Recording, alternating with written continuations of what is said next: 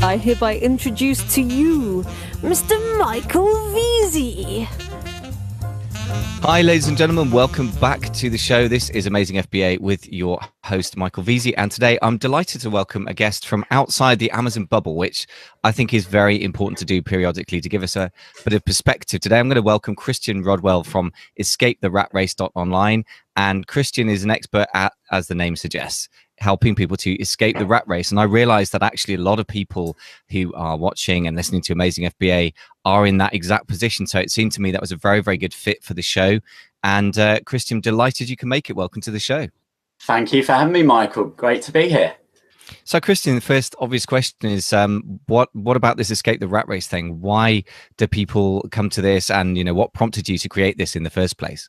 Yeah, well, Escape the Rat Race, generally when you say that to people, they think about the 9 to 5 grind, certainly in London, which is where we're based, is having to wrestle your way onto a busy underground every morning and just really, spending a day in an office, doing what the boss demands of you and never really getting ahead and feeling like you're contributing everything in life that, you really kind of put here for. So there's a lot of people, myself included, who hit a crossroads where you've been doing a certain job for a long period of time, many, many years, and you actually just sort of start to question, is this really what I want to do for the next 5-10 years? And for so many people, actually, the question then is, well, if I'm not going to do this, what else am I going to do? And that can be quite a scary position to be in. And this is really where I now step in to help these people who have got that question in their minds, and they go to the internet and they start looking around for, wealth building, kind of online, making money, these kind of things. And you're just bombarded with so much, so many promises of making you an overnight millionaire and making £10,000 in the next 7 days. And, you and I know that most of this is BS. And unfortunately, a lot of people get sucked into some of those wishes and get rich quick things. And Escape the Rat Race is really about getting a really good community of people together. Every month we do meetup events, we do workshops, and we've built an online community now of a good 2,000 or 3,000 people. And it's really about saying, if you want to escape the rat race, then the first step is getting clear in yourself, who you are, what you're good at, what you would love to do. And then we can start to find the right strategy that's going to help get you a little bit further towards achieving those goals.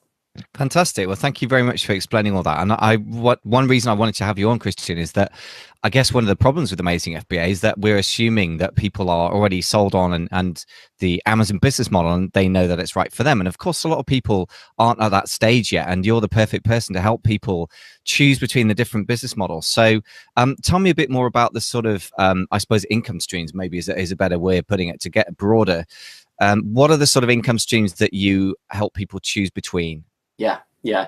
Well, I think, before we go into the individual streams, I think it's worth, just confirming that if you want to create passive income, which is another buzzword that so many people hear, and financial freedom, financial independence, then the only real way that you're going to achieve that is by building or developing assets. Assets which are something like a business or a property where you get rental income or profits, where you're not physically trading your time for money. You don't need to turn up and put the hours in yourself in order to get paid. So we look at 3 core asset classes at Escape the Rat Race. And this year I launched the Academy programs, which is the Business Academy for people who maybe have a business idea, something they've been thinking about for a long time, but have no experience of how to actually launch a business or test the market and make sure there's a demand and that they can actually get paid for their idea. So we help people with that, and that's one asset class. A second asset class, as I mentioned, is property, and we have the Property Academy, where we help a number of people get really clear about their property strategy. And again, not every strategy will be right for every person. It depends on how much funding you have access to, how much time you have available as well. But we find the right strategy for people that will fit alongside their job and allow them to start generating an income through property. And then obviously we look at increasing that to a point where they can choose to leave their job if that's what they want to do. And the third asset class that we focus on at Escape the Rat Race is the Trading Academy, which is more looking at investments and trading using technical analysis. So looking at the charts, whether it be Forex, stocks, cryptocurrencies now, which is obviously another buzzword out there, and obviously showing people how to manage their risk, which is the most important thing. Always looking at, you know, if the worst case scenario happened, how much could I lose, rather than focusing on, you know, just how much money can I make, because that's always a dangerous situation. Excellent. Well, thank you so much for explaining that as well, because I think there's a couple of things that are very common in certain business areas that are very uncommon in others. And I think that the reducing your risk thing, or the Forex, for example, is very much a mentality that we should have as Amazon sellers as well. And the smart sellers I know, like any smart business person, looks at the downside potential and the upside potential, if you like. They're horrible words, but you can see why people use that, because it's not quite the same as how much money will I make. It's a more nuanced thing than that. And I think that is one of the things that I strive to do in my Amazon training these days as well, is to reduce risk. Thus, if it works, you make more money. And if it doesn't work, you live to fight another day, which is really important, right? Yeah. Yeah, absolutely. Well, you realize, you know, when you're making this transition from employee to entrepreneur, that there's a whole new bunch of skills that you need to start learning. And sales is one of those. Managing money and cash flow is another. And, you know, I've seen a lot of people who've had savings and, you know, just plowing money into new business ideas and not really keeping control of that. And suddenly, you know, that money can disappear, and you look around and you just wonder where it all went. And it, you know, it's gone on training, it's maybe gone on products, on seminars, on all sorts of different things. So you do need to learn new skills. And that's why it's so important to find a community and find mentors and peer groups of people that can support you. And, you know, you might not be great at every skill, but you're probably good at some things and other people are good at other things. And it's about finding those partnerships and collaborating with others. And that's how you have real success, I think, in making that transition successfully. Yeah. Yeah, and I can't remember who said it, but success is a team sport. It really is true. And I think, just to pick up on one thing you said there about spending all your money on seminars and stuff, I think that is a big danger, actually. And I personally refuse to take money off people who haven't got enough money for inventory and training with me. I say, well, look, if you've only got a couple of £1,000 or something, please don't, you know, I won't take you, you know, spend it on inventory, don't spend it on training.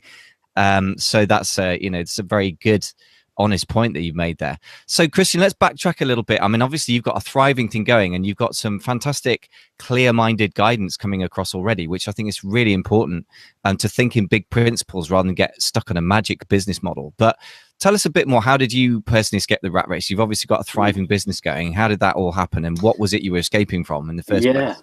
Well, again, this is where we have some common ground, Michael, because my background actually was in music industry. So I spent 16 long but successful years working in dance music. So when I was at college, when I was 18 years old, I kind of had enough of the classroom lifestyle. I didn't really want to go to university for another 4 years and just sit there learning about subjects that I really wasn't that interested in.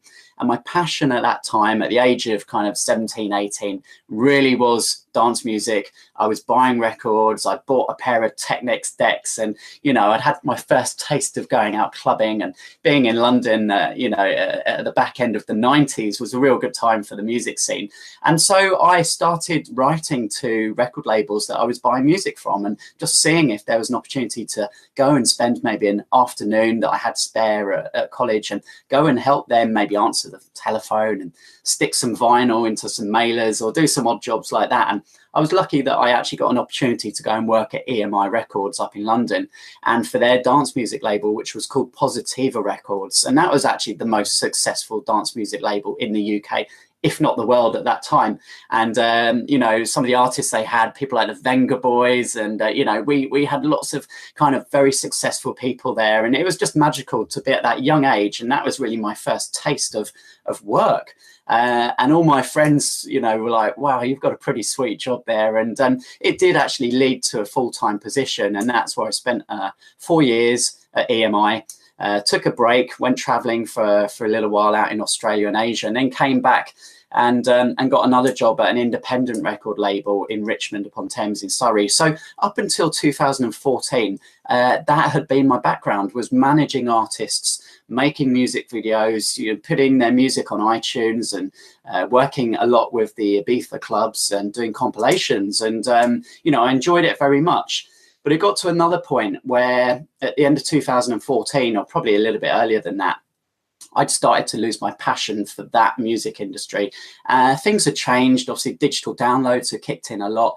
And like I think many people in a certain industry, you look back and you say, well, it's not like it used to be. But the music industry really wasn't. And that's where I was at my own crossroads. It was like, well, I know that I don't want to continue doing what I'm doing, but what else am I going to do?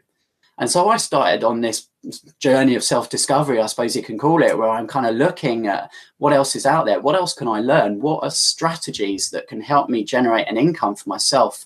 And we talked about these assets, and I looked at property, and property was actually the direction that I chose to go in.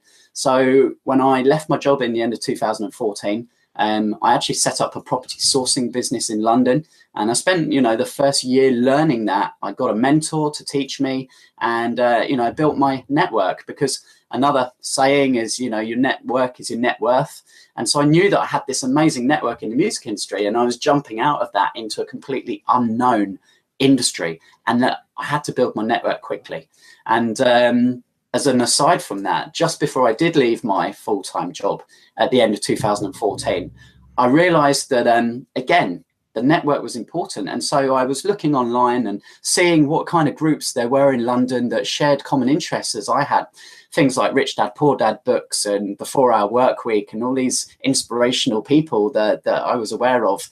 And I wasn't finding much. And so I come across a website called meetup.com.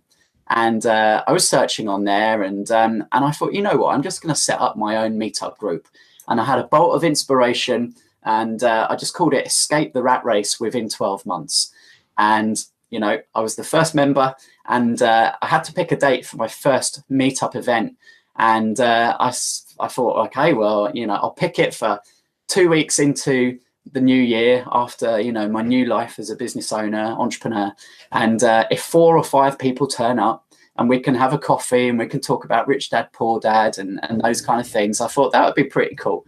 And so I just stuck the date in. And when it came to that day, I had 40 people turn up that night.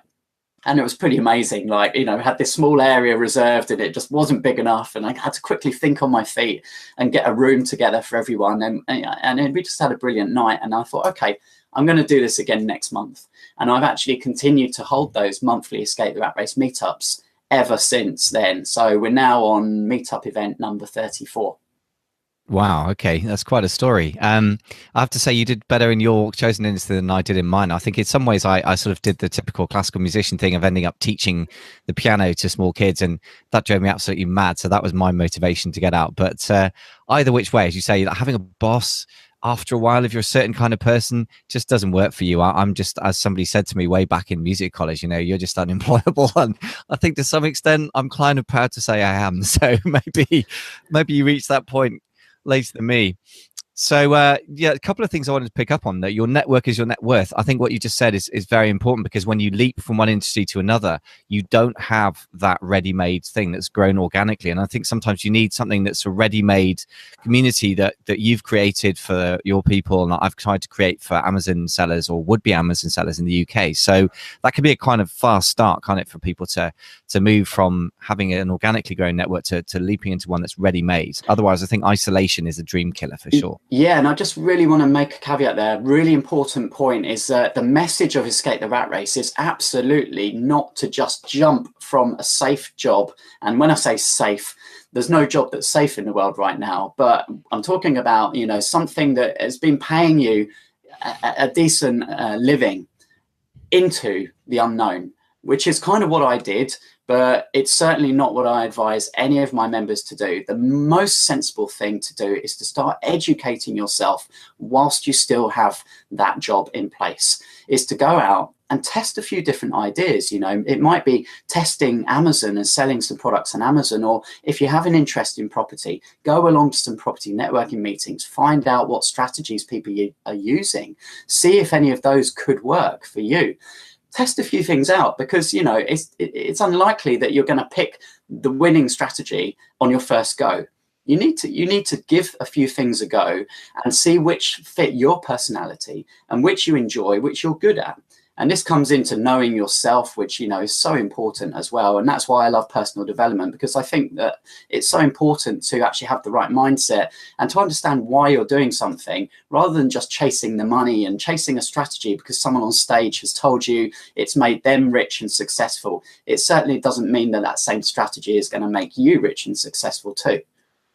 Yeah, that's a very, very good point. And it's interesting what you were talking about with when I was thinking, preparing for this interview, the things you'd mentioned, property. I certainly got very into property, in the sort of boom years between 2000 and 2007. I managed to buy a property right at the peak of a market just before it dropped, but it still makes me money today. So I came out of that okay. And I did even dabble in the Forex trading thing, but I don't think I did it in a very professional way. So you're quite right that you've got to try different things. I mean, property eventually worked out for me. The Forex thing, in the way I was doing it, was desperately amateurish, and of course, therefore didn't. But Amazon, eventually was the thing that was the home run for me. And then also the podcast on the back of it, sort of back to back, started actually making some real business successes. But I think you're right to say that you need to try stuff out. And I think I would advise that to people now around the Amazon space as well. So talking of which, Christian, I think it would be remiss of us not to mention that you and I have decided to collaborate on this, because we saw there was a match, there was a synergy between what your followers and members were needing,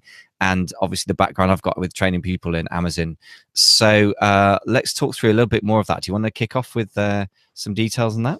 Yeah, absolutely. Well, ever since I launched Escape the Rat Race, I remember those first few meetings actually was really when this new concept, I will say, was really bubbling and first kind of was just, I guess, coming out there, in that you could source products from China or from America and white label them and have it sent over to Amazon, and Amazon was pretty much take care of the rest for you.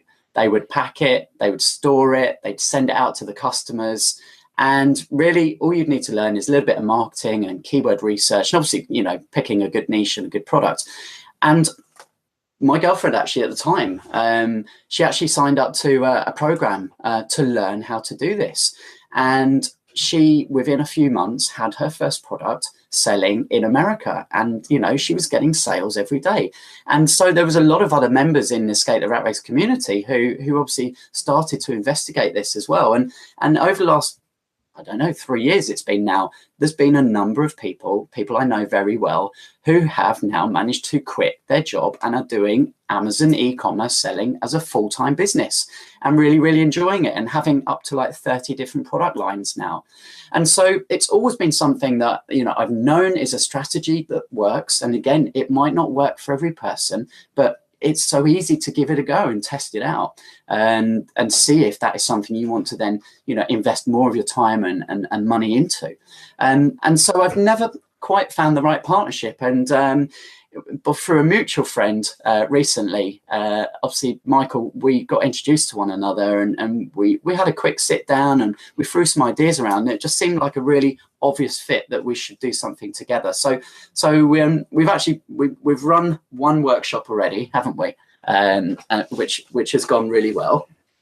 Absolutely, yeah. Well, I have to say, at the time of recording, it hasn't happened yet, but I'm sure it will go extremely well. So when you listen to this, it will be in the past and glowing terms. That's it. Well, we have it tonight. So yeah, absolutely. It's unlikely this podcast will be edited in time before that. So that's coming up tonight, which we're super looking forward to. We pretty much got a full house of attendees tonight, and then we're going to obviously follow that up with a second workshop, which is on 10th of April, which is a Tuesday in London. At the 8 Club, which is where we hold the Escape the Rat Race meetups and workshops.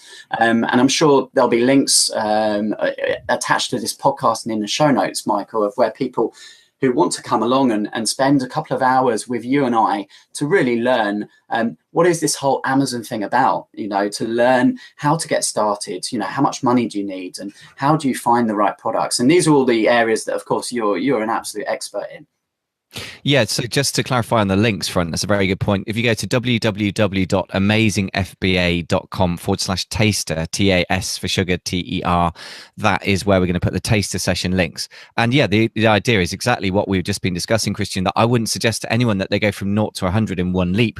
I think it's good to investigate a business model in some detail and have a chance to ask a specialist in that area the right kind of questions that you need to know to be able to make a decision, yes or no. And that's exactly what the taster session is there for. So I'm going to outline the basic business model. I can't teach you everything you need to know in 2 hours, but I'm going to leave a healthy amount of time for question and answer, so that you can get those questions answered. I think that's probably the single most important part of the evening. And yeah, I would say also it's very, very important to make a clear decision, yes or no, about any business model. My experience, Christian, and you must see an even broader cross section of people with your coaching work, is that the people who don't do well with the Amazon FBA private label model, in my experience, it's not because there's anything wrong with the model. They just don't work it because they get distracted and they get diffused focus.